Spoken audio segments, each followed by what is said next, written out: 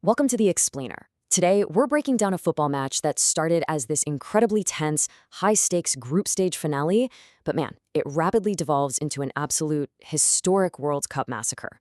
We're looking at the 2026 FIFA World Cup clash between Senegal and Iraq, a game that promised this grueling battle for survival, right? But instead, it delivered a truly cinematic display of dominance and, well, despair. So, how does a team on the biggest stage in global sports just completely fall apart? We're going to examine the exact anatomy of this blowout. Think about it. You prepare your entire life, you endure this grueling qualification campaign, and you finally step onto the pitch at the FIFA World Cup, only to watch the whole dream disintegrate in the blink of an eye. 13 minutes. That is literally all it took. Just 13 minutes of game time for a single, catastrophic moment to completely destroy Iraq's World Cup dreams. The sheer suddenness of this collapse, it's exactly what makes this match so fascinating to study. Okay, let's dive into this, because to truly appreciate the gravity of this match, you really have to understand the context here. This was the Group I finale at the Toronto Stadium in Canada, and the stakes could not have been higher. Senegal came into this one desperately needing goals to keep their tournament hopes alive after a tough loss to France. Meanwhile, Iraq, they were fighting tooth and nail just to survive and register their very first points of the campaign. Both teams had absolutely everything to play for. But, as we're about to see, the pressure cooker of the World Cup affects teams very, very differently. So let's map out this disastrous opening for Iraq, because things went south almost immediately. Just 4 minutes after the opening whistle, Senegal's Abdoulaye Seck nodded a corner kick toward the net, and Habib Diarra got just the absolute slightest of touches to guide it in. By the way, that was his first international goal since a friendly against England last year. So, boom, Iraq is down 1-0 in a flash. But then, right at the 13-minute mark, the absolute hammer blow falls, a moment that shifted the tectonic plates of this entire match. That hammer blow? It was a totally reckless, desperate challenge.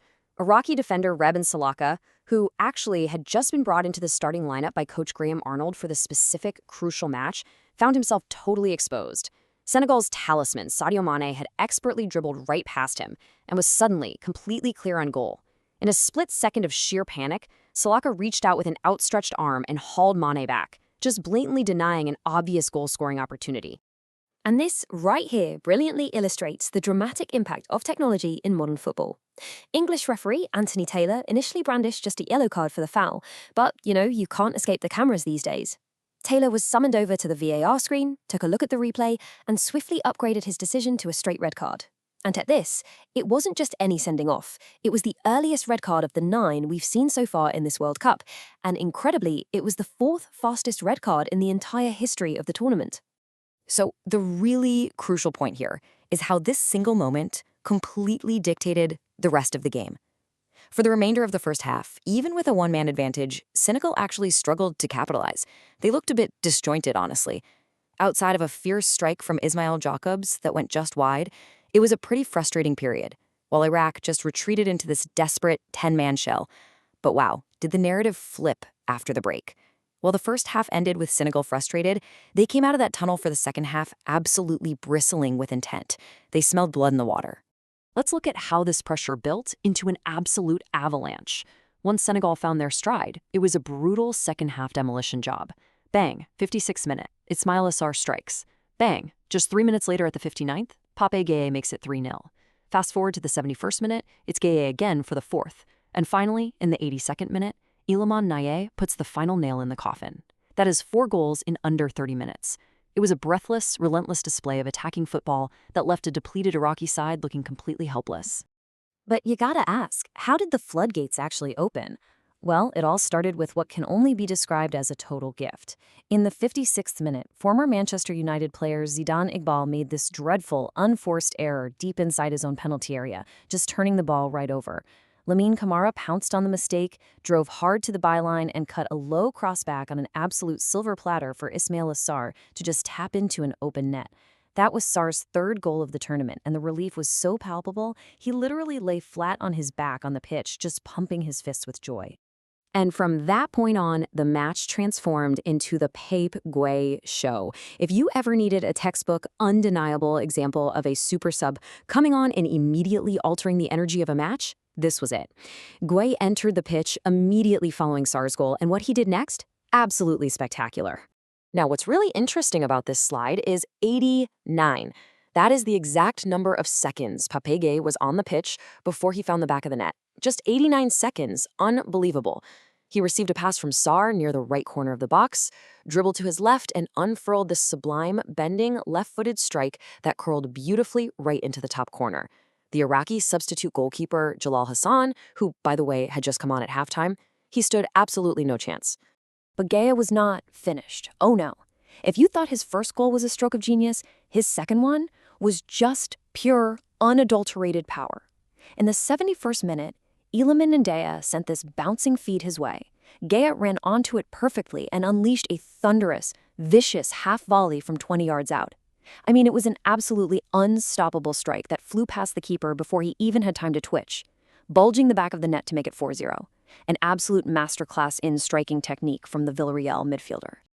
Now, while Senegal's fans were jumping out of their seats, the scene over on the Iraqi touchline was one of absolute despair. You could see Coach Graham Arnold reduced to leaning heavily on the dugout, just ruefully shaking his head.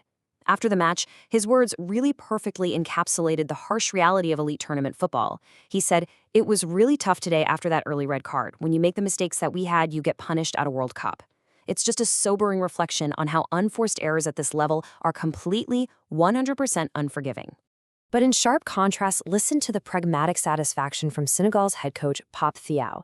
He acknowledged the early difficulties against a rival fighting for their lives, but he stated simply, "This was a game we had to win, and we did it. We won 5-0, and I think it was well-deserved. Our future is no longer in our own hands. We'll have to wait and see, but we got the job done." And really, that's the perfect mentality, right? Focusing entirely on executing the game plan perfectly when the pressure is at its absolute peak. And getting the job done meant making actual history. This wasn't just a great win for Senegal. It was a landmark moment for an entire continent. With this victory, Senegal became the very first African side to ever score 5 goals in a single World Cup match, just shattering the previous record. In a tournament where teams are constantly fighting for their place in the history books, the Lions of Teranga etched their names in permanent ink on this night in Toronto.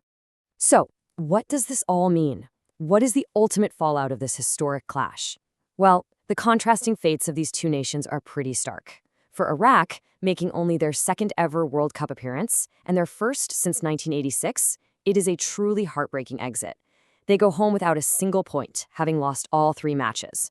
But for Senegal, they finished the group stage with a 1-2-0 record, banking 3 crucial points, and keeping their hopes of surviving into the knockout stages very much alive. But here's the thing. 3 points alone isn't the whole story. The margin of victory was literally everything, and that is why this number, +2, is absolutely vital. By keeping a clean sheet and pouring in 5 goals, Senegal dramatically boosted their goal differential to +2. With the tournament format looking to advance the 8 best third-place teams into the round of 32, this statistical metric is Senegal's golden ticket. They did absolutely everything they could on the pitch to maximize their mathematical chances of advancing. Which leaves us with this massive, lingering question. Will a historic 5-goal blowout actually be enough to save the Lions of Teranga? Right now, they sit with a 5th-best record among third-place sides. But with other group matches still left to play, their fate is completely out of their hands. They just have to watch and wait. Did Pape's incredible super sub performance just extend their World Cup journey, or was this breathtaking display a spectacular farewell?